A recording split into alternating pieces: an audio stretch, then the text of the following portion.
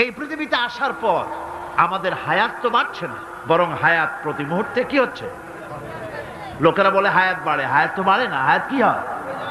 জন্মের পরের থেকে আমার জন্য রিজার্ভ আছে যতটুকুন, 50 বছর বাঁচবো, 60 বছর বাঁচবো, যতটুকুন হায়াত আমার জন্য নির্ধারিত করা আছে, নির্ধারণ করা আছে, প্রতিদিন একদিন একদিন করে কমে যেতেছে।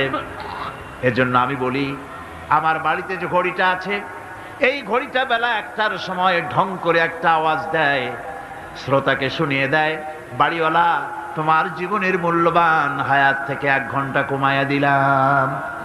2টার সময় 2টা ঘন্টা লাগায় শোনায় দিল, বান্দারে তোমার জীবনের মূল্যবান সময় থেকে 2টি ঘন্টা কমে গেল। এমনি করে দিন গেল, মাস গেল, বছর গেল, আমাদের হুঁশ হলো না। সময় চলে গেল তাস খেলে খেলে, সময় চলে গেল আমাদের